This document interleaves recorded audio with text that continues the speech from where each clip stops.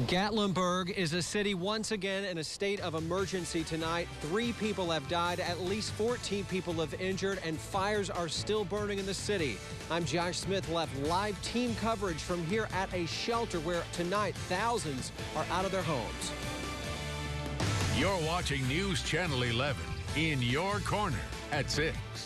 It's the most horrible thing we've ever been through. And to feel so hopeless is probably the worst thing. Everything's gone. My grandparents' business gone. My uncle's business gone. Devastation in East Tennessee tonight after fast-moving wildfires destroyed dozens of homes and cabins, prompting mandatory evacuations. Good evening, I'm Sarah Diamond. And I'm Nate Morabito. A popular tourist town that brings so much joy to families across our region is the scene of heartbreak at this hour. Late this afternoon, Sevier County Mayor Larry Waters confirmed 3 people have died in the wildfires. Flames forced thousands of people from their homes in Gatlinburg, Tennessee, and nearby communities.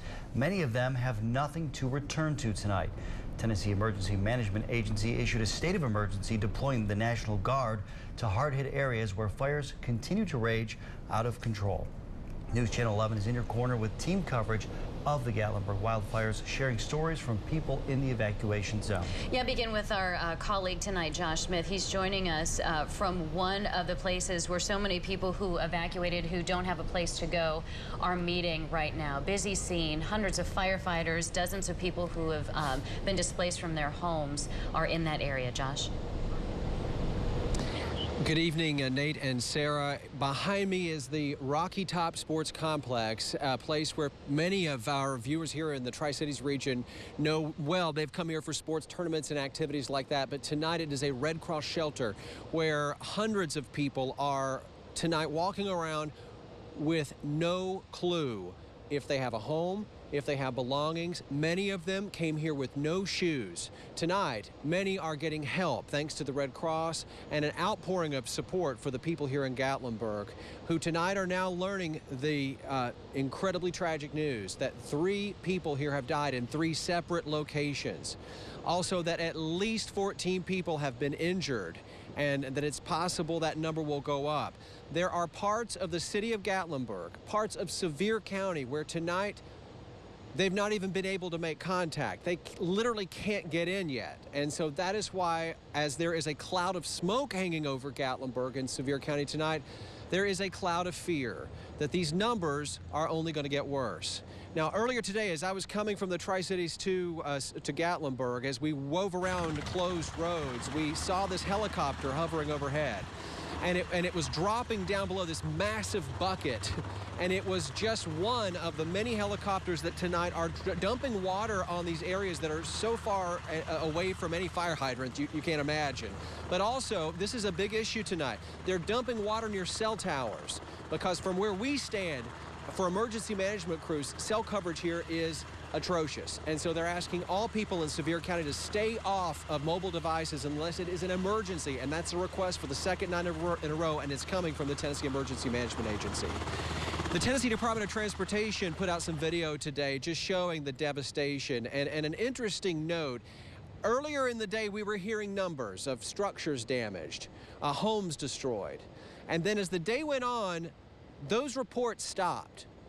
And there's a reason for that, I'm being told from a person who was in a briefing, and that is this. Some of those early numbers were way off. So far off, and I mean on the low end of off, that now they're saying we have no clue how many homes have been damaged. We have no clue how many are destroyed, and we won't know possibly for several days. And I can tell you that is really tough news for these people who are at this Rocky Top Sports Complex. People who tonight, I spoke with some of them, are walking around trying their best to find out what's going to happen with the rest of their lives. And I want to just turn around here and show you a vehicle real quickly. This white vehicle is occupied by 2 people who just told me a few moments ago they're from North Carolina. They were here at a hotel. They were approached in the hotel and told to get out. And they don't even have the ability to get back to their hotel. They are here tonight planning to sleep in the back of their SUV. This is a story of a frantic evacuation that Curtis McLeod was able to capture today. He spoke with people who evacuated in an effort to try to just save their own lives. So sad. It's just so sad. I don't know what we're going to do. Gina Bell is one of hundreds who's at a loss for words. Her business, Volunteer Pizza, may have been destroyed after a fire ripped through Gatlinburg. That was how I fed my children. So I don't know what's going to happen. The same could be said for Gina's friend, Alex McCarter. She watched from a security camera as her home in Gatlinburg burned. Totally engulfed. Nothing we can do. All of our stuff, everything is gone. 25 years I've lived here, and I've never seen anything like it. Never. For hours, Alex and many others have waited to get back to what's left of their homes, eager to salvage special mementos. Gina says she's not only concerned for her business, but wildlife on the mountain in Gatlinburg. All our bears and our raccoons and everything just is so sad. Have you heard anything about your home? Is it still there? I don't know. That's what I'm saying. I ain't heard nothing, so I don't know. Bruce Caldwell rushed out of his Gatlinburg home around 1 in the morning. He says he heard police telling his neighbors to leave, so he got out too, leaving his home and everything he owned behind. Are you concerned? Are you worried? Yeah, I'm wondering if we still got a place to live or not. That's what I'm worried about. Still, like Alex and Gina, Bruce is holding on to hope that through the smoke and ashes, the city of Gatlinburg will rise once again. Curtis McLeod, News Channel 11, in your corner. Back here live now outside the command center at Gatlinburg Pittman High School. You can see a military helicopter is about to take off. This potentially could have state cabinet officials, federal officials, all of whom were here earlier. We believe the governor left here just a few moments ago. Tonight we continue our team coverage with my colleague Carissa Winstead. She was able to also capture more stories of survival. Such a heartbreaking day here in Gatlinburg after so many fires have destroyed hundreds of homes. Thousands of people are without a home tonight. The Red Cross is assisting those, but I did speak to homeowners earlier today at a local shelter who say they had no warning really that this fire was coming. They were just at their home, and then when this wind came mixed with the fire, it just all happened so fast and they had to escape. Some people say they have lost everything. Some people are really unsure what they're going to be going home to. Can't even begin to imagine what it's going to look like when we finally can go up there and see what it does look like. We're not expecting to find anything. People around us knew somebody that went up with the fires, and they said it was all pretty much just burned to the ground. And like I said, the Red Cross is assisting. We have not been able to go into Gatlinburg, but from the pictures that I've seen and the stories that I've heard, it just really is a heartbreaking situation, and people want you to continue to keep them in your thoughts as we go through the night. Reporting in Sevier County, Carissa Winstead, News Channel 11, in your corner. Carissa, thank you. As we speak, dozens of organizations across the Tri-Cities are gathering supplies to send to people affected by the fires in Sevier County. Yeah, this afternoon, Waverly Road Presbyterian Church in Kingsport held a supply drive collecting things like diapers, food, clothing, and blankets. We met a Kingsport woman who has a home in Sevierville. She said her husband is a teacher there and had to quickly evacuate last night. He said it was so bad, you can't breathe, you just couldn't breathe. He said it was just like the sky was glowing. He has children who are displaced there today, so we are saying prayers for them, of course. And she said her husband is safe and said their home was not damaged. Officials with Dolly Parton's namesake theme park in Pigeon Forge said the fire did not damage Dollywood, but did damage or destroy more than a dozen cabins operated by Dollywood. The park will remain closed tomorrow. Ripley's Aquarium of the Smokies officials said at last check, thousands of fish and animals were safe. It will remain closed until evacuation orders are lifted. Fire crews in Sevier County are hoping rain will bring much needed help and relief on the front lines tonight. Yeah, meteorologist Brian Walder continues our wildfire team coverage. Brian, any good news in our forecast? Yeah, we have some good news, but also I think some bad news as well. And I want to start with that. It's the winds, and that's what last night really helped spread the fires across Gatlinburg, as we saw winds 60, 70, 80 miles an hour there in Sevier County. We do have a high wind warning for Cobb County and Sevier County right at the bottom of your screen there, where wind gusts overnight tonight and into tomorrow could be about 60 miles an hour. Other locations across northeast Tennessee, really the higher elevation, could see wind gusting to 40 miles an hour. Again, that's the bad news, can help these fires spread. But here's the good news, is rainfall is on the way, and I think we could see a good amount of it. Right now, still well off to our southwest, but I think after midnight is when we're really going to see these rain chances increasing. So 8 o'clock will take you to midnight, seeing the clouds moving in, then the rain showers, and maybe even a couple of thunderstorms moving through. That is great news for those trying to fight these fires, and really all of us who really desperately need this rain. It will continue tomorrow. We'll talk about that in your full 7-day forecast coming up in just a few minutes. Back to you. Brian, thank you. Emergency crews have said the winds are the biggest concern tonight. Fierce winds hampered firefighting efforts in Sevier County last night, also resulted in a busy night for emergency management teams in Greene County. That is true. Road Superintendent David Weems says about 30 roads were blocked by downed trees and had to be temporarily shut down. The wind also picked up a barn and shattered it.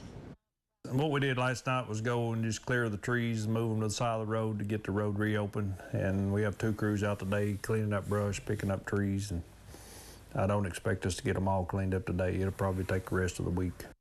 Weems says the areas heaviest hit were Cedar Creek, Camp Creek, and the Greystone communities. Needed rainfall on the way later tonight and into tomorrow. We'll talk about that and any more chances for rain in the 7-day forecast coming up next. Now, Storm Team 11 meteorologist Brian Walter. Starting to see a little bit of cloud cover moving back into the area, and this is the beginning of some big changes coming our way overnight tonight and into tomorrow. Pretty strong cold fronts moving through, so over the course of this evening and tonight, cloud cover, rain chances, wind speeds all increasing. Right now it's 60 at the airport, mostly cloudy skies and a breeze out of the west-northwest at 5 miles an hour.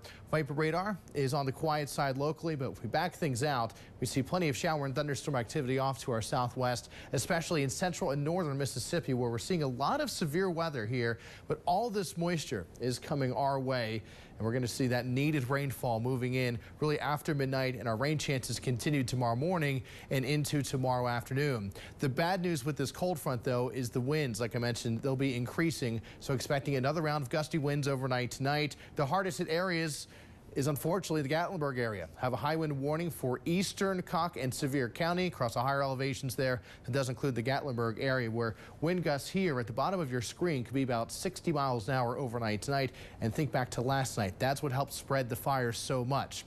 Elsewhere across northeast Tennessee, in this tan color is just a wind advisory, especially for the higher elevations of East Tennessee and western North Carolina. Wind gusts here about 40 miles an hour tomorrow morning through early tomorrow afternoon. Here's our forecast model. 8 o'clock to midnight, seeing the clouds continuing to increase, and then our rain chances increasing after midnight. Some showers and maybe even a couple of thunderstorms possible overnight tonight, and this rain chance continues tomorrow. Here we are at 8 o'clock and seeing the showers and a couple of thunderstorms just on our doorstep off to the west. Cold front moves through probably late morning into the early afternoon. That brings with it a very good chance of rain. So probably our best timing for rainfall could be mid to late morning into the early afternoon. But again, rainfall is possible, I think, any point after midnight tonight. High winds ahead of this front as well, but as it pushes off to our east, winds relax tomorrow afternoon. We'll be drying out and cooling down, and a pretty cool weather over the next couple of days, really for Thursday and Friday, as high temperatures will only hit about 50 degrees. This is what I'm most looking forward to, I think, in terms of the drought, in terms of the fires, is the rainfall potential as this cold front moves through. Here's our in-house computer model taking you through about Wednesday evening at 8 o'clock, and we'll see an inch, maybe an inch and a half, and possibly even more in some spots. Again, that's the welcome news for the drought and those fighting the fires off to our south. Tonight's forecast, we're down to 55. Rain chances increasing after midnight. Also seeing those winds increasing, where gusts could reach about 40 miles an hour, if not higher. 67 tomorrow. Rain showers and some thunderstorms likely. About a 90% rain chance. Also windy, especially across the mountainous areas. Here's your 7-day forecast, where once we get through tomorrow, things are pretty quiet for the next 7 days. Dry for Thursday, Friday, Saturday. Maybe a couple of showers sneak in there on Sunday. Watching another storm system could bring some rain maybe late Monday into Tuesday. But all eyes are on the short term. Again, this evening, tonight, and tomorrow. Bad news again, it's going to be windy. But the good news is I think a lot of rain's on the way. So hopefully that can really help out the firefighters down there. At least we have some good news mixed in with the not I think so it's good great news. news. The amount of rain, again, over an inch possible. Well, it's really welcome. Right. Yeah, but the story really is going to be, I think, the winds coming before the rain potentially. Yeah, I think by a couple hours it'll probably beat it in. Which hopefully is, the rain that's will the really bad pour news down, tonight. right? Yeah. Exactly. All right. Thanks, Brian. Thanks, Brian. Appreciate you. Well, when disaster strikes, our region rises up to help our neighbors in need. What you can do to help the communities impacted by the wildfires in Sevier County, next on News Channel 11 at 6. Authorities in Gatlinburg, Tennessee say a wildfire that spread out of control is one for the history books. The fire has forced the evacuation of several communities, destroyed dozens of homes and buildings. And while so many in the Gatlinburg area try to remain strong, volunteers in East Tennessee are doing their part to help our neighbors. Waverly Road Presbyterian Church in Kingsport invites you to donate bottled water, sports drinks, and snacks, as well as diapers. You can drop off those items at Prospect House. That's located on Waverly Road in Kingsport. You can do that tomorrow and Thursday from noon until 5 o'clock. Several local businesses are collecting supplies for Sevier County fire victims. Pro Tint in Kingsport will be open all night to do its part. You're invited to donate items, bottled sports drinks, water, toiletries. Pro Tint is located on Fort Henry Drive and plans to deliver those supplies tomorrow morning. Tribute Funeral Home and Cremation Services is also joining in the relief efforts. They're collecting supplies until 2 o'clock Thursday. The funeral home is on Suncrest Street in Johnson City. We have so many more places who are volunteering to collect donations to bring to the folks in Gatlinburg. For a list of all the places we've heard of helping in the wildfire relief efforts, you can log on to our website, WJHL.com. And keep this in mind, News Channel 11 is teaming up with the American Red Cross to lend a hand to wildfire victims. Tomorrow, our team will host a phone bank to do our part to help with recovery efforts. Make plans to join us tomorrow night beginning at 5, right here on News Channel 11. Kane joins us now for sports. A huge honor for an ETSU basketball player. That's right. Tiana Tartar getting recognized by the Southern Conference today. We'll have more on that. Plus, the Tartar and the ETSU women in action last night at Brooks Gym. Highlights coming up next. The ETSU women's basketball team had hit a rough stretch heading into Monday, dropping 3 of its last 4 games. The Bucks hope some home cooking would get them back on the right track Monday night, hosting Murray State. Bucks trailing early in the second quarter, but starting to close the gap. Kayla Marisites from the corner, knocking down the triple. Bucks down just 4. Then Raven Dean squaring up and knocking down the jumper. Dean posting a double-double with a career-high 24 points and 13 rebounds. Bucks down just 2. Tiana Tartar then finding a cutting. Emil Rodriguez tying the game up at 25 apiece. Murray State, though, not going away quietly. Bria Bethea from behind the arc, bearing the triple. She had 13 points last night, but ETSU pulling away late in this one. Tartar driving to the rack for the lay-in. Tartar with a double-double, 22 points and 11 rebounds. Bucks take down Murray State 79-60. And Tartar getting some recognition after posting that double-double last night. Named the Southern Conference Player of the Week today. Tartar averaged just under 15 points, 7 rebounds, and 6 assists in the Bucks games last week against App State, Northern Kentucky, and Murray State. Tartar leads the Bucks this year in points per game and rebounds. Doubleheader at Cloudland last night. We'll start with the girls hosting Happy Valley. Warriors catching fire from behind the arc in the second. Bailey McGee knocking down the triple from the wing. Then Adriana Henniger knocking down this one from the top of the arc, banking in the 3-ball. Warriors would win it 55-52. The boys hitting the floor next in that one. Teams trading buckets early. Braden Sams from distance knocking down the triple. Happy Valley would earn the sweep with the 62-60 win. You can see full highlights from both of those games on our website, WJHL.com. Lots more high school games going on tonight as well. Mention the ETSU women. When you're named the Player of the Week and it's only Tuesday. Hey, pretty good. Well, it's for last week. I know, Kane. You know, whatever. Thanks. He knows. We'll be right back.